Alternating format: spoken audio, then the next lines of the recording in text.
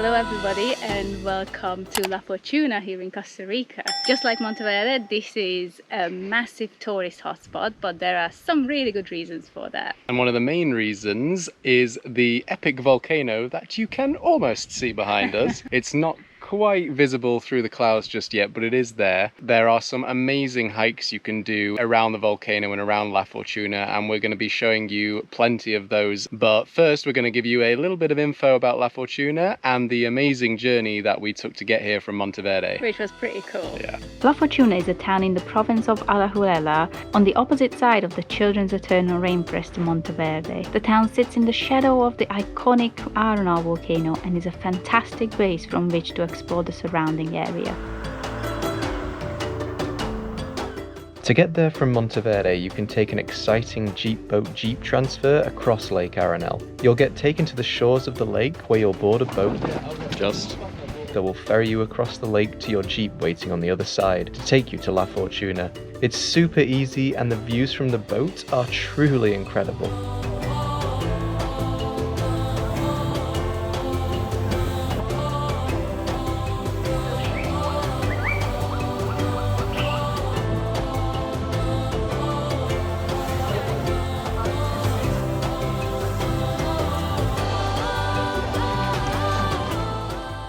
So obviously after getting such amazing views of the volcano from the lake, we just could not wait to get onto a hiking trail and get a closer look. Here in La Fortuna, you've got three main options to hike around the volcano. The two main ones, the most popular ones, are the Arenal Volcano National Park, which is sort of the biggest, and then the Arenal 1968 Park. It is very close to the entrance to the other one, but it is a completely separate park. Arenal Volcano National Park, they're open every day from 8 AM to 4 PM, and it costs $15. The Arenal 1968 cost a little bit more, it's $19 per person. There are two trails you can choose from. Overall they are about 5 kilometers long. It's open a little bit longer until 5 or 6 PM.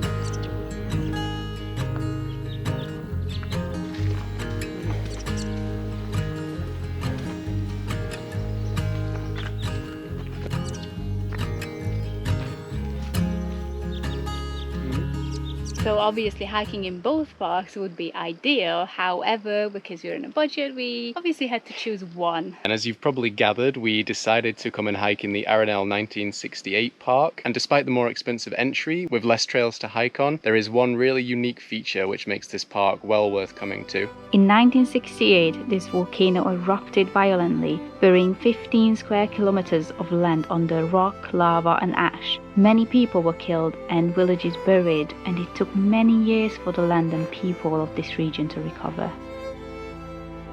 So the volcano erupted on and off for about 42 years. It has been dormant now since about 2010. The unique thing about this park, and the reason that it gets its name, Arenal 1968, is that you can actually walk on the lava flow created by the 1968 eruption. It's not that often that you get to walk through a solidified lava trail. This was probably a better experience with the amount of time and amount of money we have here in La Fortuna. So let's go and hike this trail.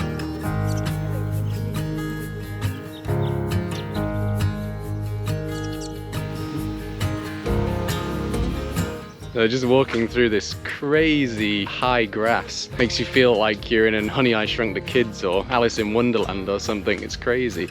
I don't know what this plant is, but it's massive. I bet you feel really small. I do.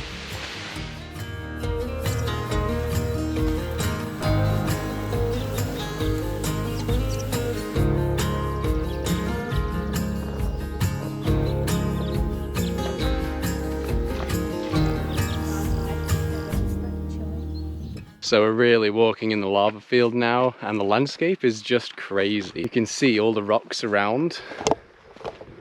All of these giant rocks would have just been spewed out of the volcano and come raining down on this area. Crazy to think about that. Yeah, you would not want to have been standing here 50-something years ago when this volcano erupted.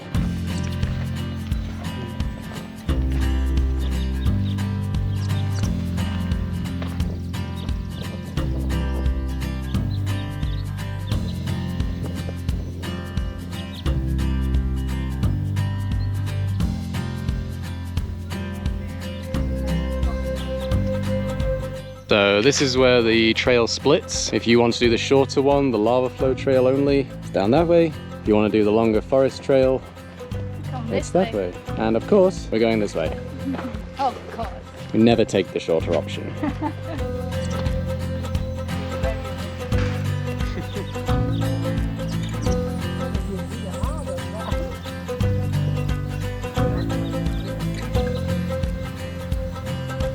As you know, we don't have a car here in Costa Rica, so getting around is a little trickier. Here in La Fortuna, things are quite far outside of the town, so you really do need like a means of transport to get there. It's not really walkable. Compared to like Monteverde, we do feel like you really kind of need a car here. Yeah. To get to this park that we're in today, it's about a 25-minute drive from La Fortuna. We took a taxi and it cost us about £13 one way, and that was with a little bit of a tip.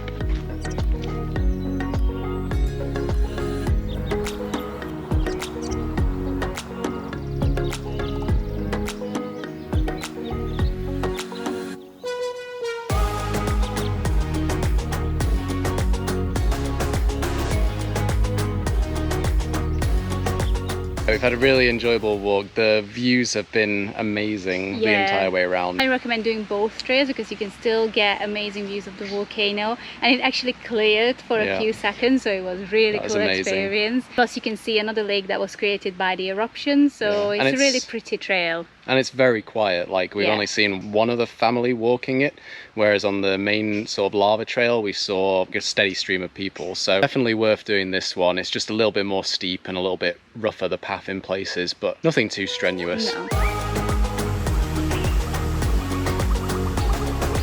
Today we are going to try to see two different locations, but we're gonna have to be quick because it's supposed to start raining around 1 o'clock and not stop for the rest of the afternoon. First we're going to La Fortuna Waterfall, which is about a 10-minute drive away from the town centre. We're gonna get a taxi to get there as soon as possible. We have about 5 hours before the rain's supposed to start.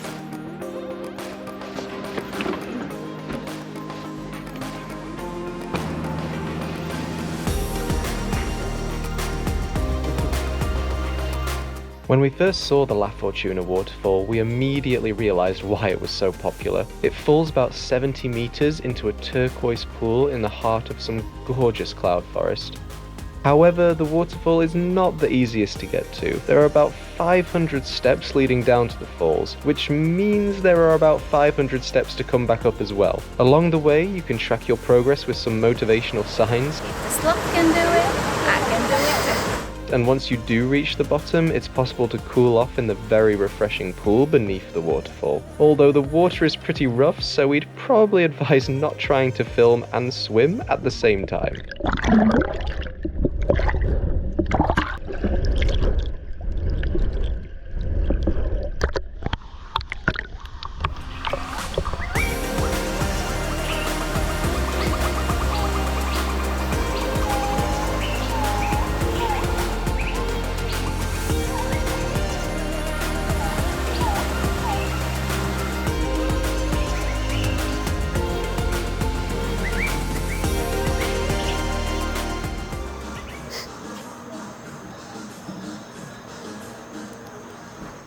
So just leaving the La Fortuna waterfall now, about to start a hike back down into town. We definitely spent longer than we expected. I think the $18 entry fee is kind of worth it because there are actually a few more other things you can do around the waterfall, which we didn't really know about. So they also have a orchid trail, which wasn't really in season when we were there, but I imagine when it's in season it's really beautiful. And flying around the treetops, there's a bunch of toucans, which we saw really close. We spent way too long looking at them and taking photos of them, but it was well worth it. They were really cute. There's also a butterfly trail, but there weren't any butterflies there. A few hummingbirds, but no butterflies. At least there's other things to do other than just going to the waterfall. And obviously they have a restaurant as well, so if you want to have a meal there. The next location we're going to try and go to is a very rare commodity around here because it is actually a free location here in Costa Rica. They don't come around very often, so we're definitely going to try and check it out. We are racing the weather. It's getting darker and darker, windier and windier, so we're really hoping we get to see it before the rain comes in. Sky.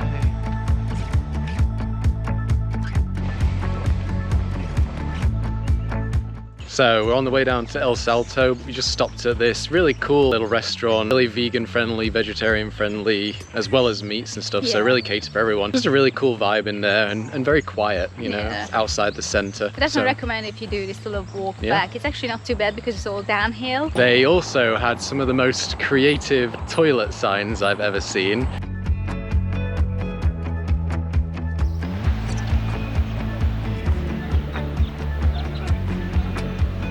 El Salto is a small section of river that is a popular place with locals and tourists. People come to relax, swim, and watch the entertainment provided by the rope swing.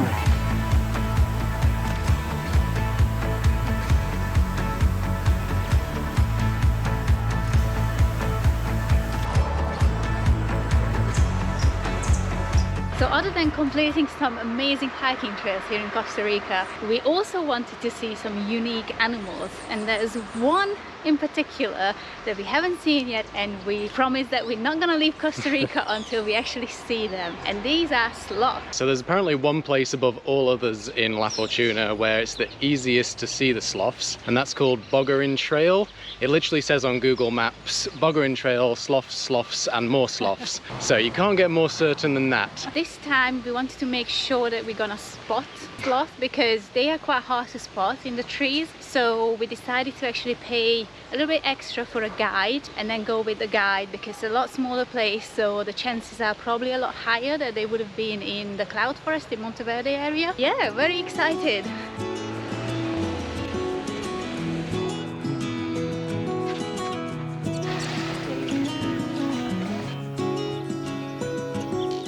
The Bogarin Trail is a small section of rainforest just outside of La Fortuna that has become a haven for sloth and other wildlife. Because of its small size compared to the amount of sloth, it is one of the best places in Costa Rica to spot these animals in the wild. We literally saw our first sloth after about 3 minutes.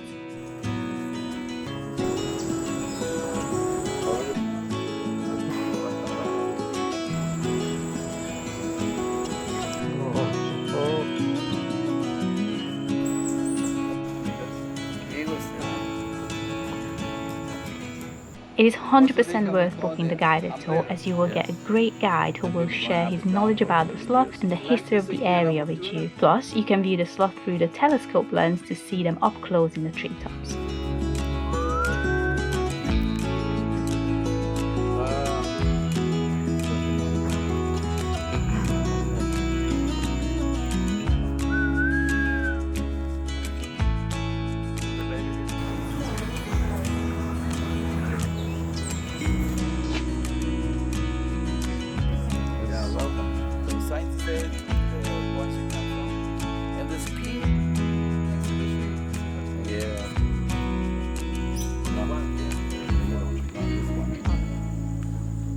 We just finished our guided walk around the Sloth Trail. We were a little bit skeptical going in about paying the $35. But it was the best decision that we made in Costa Rica, I think, because we wouldn't been able to see any sloths, I think, on our own. But with the guide, we managed to see 6 adults and 2 babies, which was amazing. It was such a cool experience. Plus, we could see some colorful frogs and learn about all the trees and plants and the story of the volcano. We're always a little erring on the side of caution with guided tours, but this one is 100% definitely worth the extra money.